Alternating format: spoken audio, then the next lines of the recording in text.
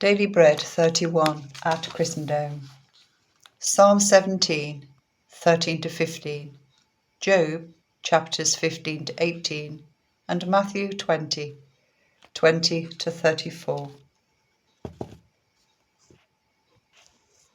Psalm 17, 13 to 15.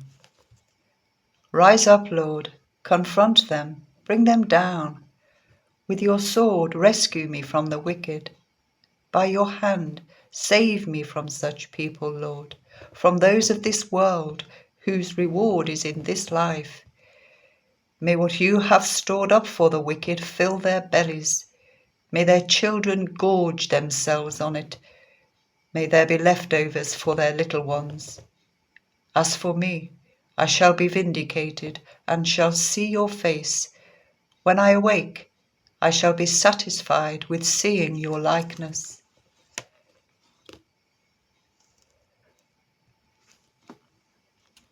Job chapter 15. Then Eliphaz the Temanite replied, Would the wise answer with empty notions, or fill their bellies with the hot east wind? Would they argue with useless words, with speeches that have no value? But you even undermine piety and hinder devotion to God. Your sin prompts your mouth. You adopt the tongue of the crafty. Your own mouth condemns you, not mine. Your own lips testify against you. Are you the first man ever born? Were you brought forth from the hills? Do you listen in on God's counsel? Do you have a monopoly on wisdom? What do you know that we do not know? What insights do you have that we do not have? The grey-haired and the aged are on our side, men even older than your father. Are God's consolations not enough for you? Words spoken gently to you? Why has your heart carried you away? And why do your eyes flash so that you vent your rage against God and pour out such words from your mouth? What are mortals that they could be pure, or those born of woman that they could be righteous? If God places no trust in his holy ones, if even the heavens are not pure in his eyes, how much less mortals who are vile and corrupt, who drink up evil like water? Listen to me, and I will explain to you. Let me tell you what I have seen, what the wise have declared, hiding nothing received from their ancestors, to whom alone the land was given when no foreigners moved among them. All their days the wicked suffer torment, the ruthless through all the years stored up for them. Terrifying sounds fill their ears. When all seems well, marauders attack them. They despair of escaping the realm of darkness. They are marked for the sword. They wander about for food like vultures. They know the day of darkness is at hand. Distress and anguish fill them with terror. Troubles overwhelm them like a king poised to attack, because they shake their fist at God and vaunt themselves against the Almighty, defiantly charging against him with thick, strong shields. Though their faces are covered with fat and their waists bulge with flesh, they will inhabit ruined towns and houses where no one lives, houses crumbling to rubble. They will no longer be rich, and their wealth will not endure, nor will their possessions spread over the land. They will not escape the darkness. A flame will wither their shoots, and the breath of God's mouth will carry them away. Let them not deceive themselves by trusting what is worthless, for they will get nothing in return. Before their time they will wither, and their branches will not flourish.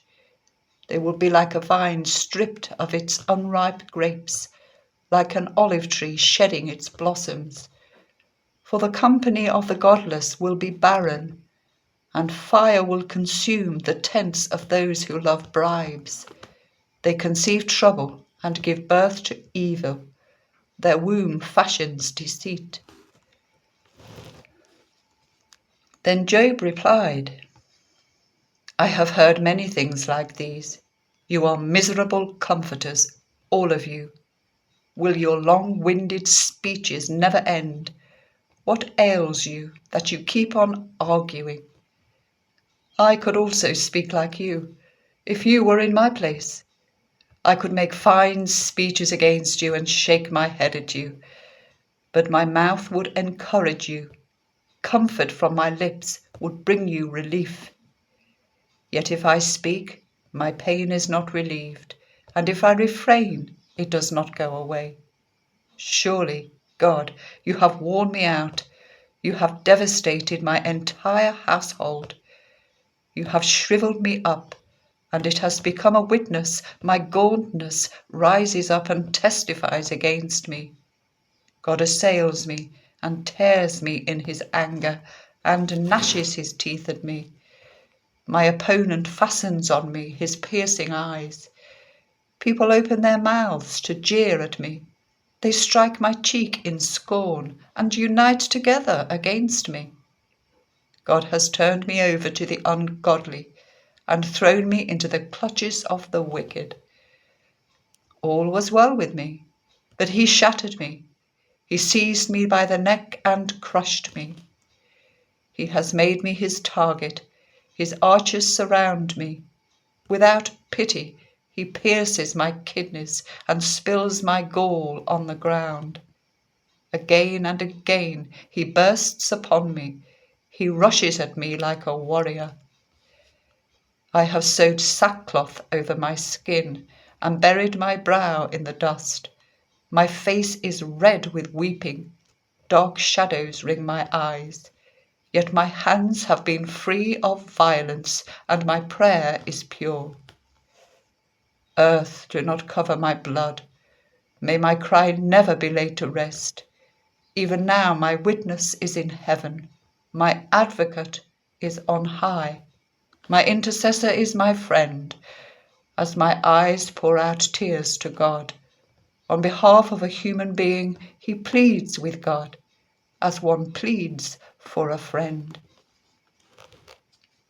Only a few years will pass before I take the path of no return. My spirit is broken. My days are cut short. The grave awaits me. Surely mockers surround me. My eyes must dwell on their hostility. Give me, O God, the pledge you demand. Who else will put up security for me? You have closed their minds to understanding. Therefore you will not let them triumph. If people denounce their friends for reward, the eyes of their children will fail. God has made me a byword to everyone, a man in whose face people spit. My eyes have grown dim with grief. My whole frame is but a shadow. The upright are appalled at this. The innocent are aroused against the ungodly. Nevertheless, the righteous will hold to their ways, and those with clean hands will grow stronger. But come on, all of you, try again. I will not find a wise man among you. My days have passed, my plans are shattered, yet the desires of my heart turn night into day. In the face of the darkness, light is near. If the only home I hope for is the grave, if I spread out my bed in the realm of darkness, if I say to corruption, you are my father, and to the worm, my mother or my sister, where then is my hope? Who can see any hope for me? Will it go down to the gates of death? Will we descend together into the dust? Then Bildad the Shuhite replied, When will you end these speeches? Be sensible, and then we can talk. Why are we regarded as cattle and considered stupid in your sight? You who tear yourself to pieces in your anger, is the earth to be abandoned for your sake? Or must the rocks be moved from their place? The lamp of a wicked man is snuffed out. The flame of his fire stops burning. The light in his tent becomes dark. The lamp beside him goes out. The vigour of his step is weakened. His own schemes throw him down. His feet thrust him into a net. He wanders into its mesh. A trap seizes him by the heel. A snare holds him fast. A noose is hidden for him on the ground.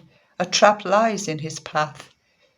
Terrors startle him on every side and dog his every step. Calamity is hungry for him. Disaster is ready for him when he falls. It eats away parts of his skin. Death's firstborn devours his limbs.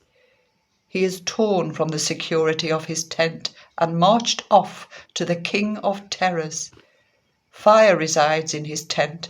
Burning sulphur is scattered over his dwelling. His roots dry up below, and his branches above wither. The memory of him perishes from the earth. He has no name in the land. He is driven from light into the realm of darkness and is banished from the world. He has no offspring or descendants among his people, no survivors where he once lived. People of the West are appalled at his fate. Those of the East are seized with horror. Surely such is the dwelling of an evil man. Such is the place of one who knows not God.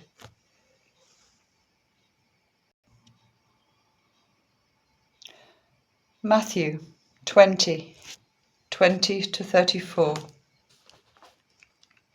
Then the mother of Zebedee's sons came to Jesus with her sons, and kneeling down, asked a favour of him. "What is it you want?" he asked. She said, "Grant that one of these 2 sons of mine may sit at your right, and the other at your left in your kingdom."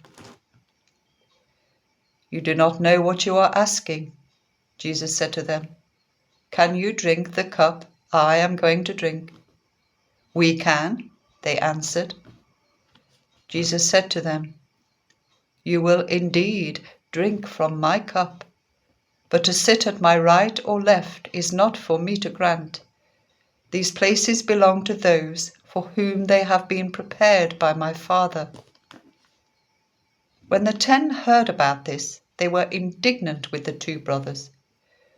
Jesus called them together and said, "You know that the rulers of the Gentiles lord it over them, and their high officials exercise authority over them. Not so with you. Instead, whoever wants to become great among you must be your servant, and whoever wants to be first must be your slave. Just as the Son of Man did not come to be served, but to serve, and to give his life as a ransom for many." As Jesus and his disciples were leaving Jericho, a large crowd followed him. 2 blind men were sitting by the roadside, and when they heard that Jesus was passing by, they shouted, "Lord, Son of David, have mercy on us." The crowd rebuked them and told them to be quiet, but they shouted all the louder, "Lord, Son of David, have mercy on us." Jesus stopped and called them. "What do you want me to do for you?" he asked. "Lord," they answered, "we want our sight." Jesus had compassion on them and touched their eyes. Immediately they received their sight and followed him.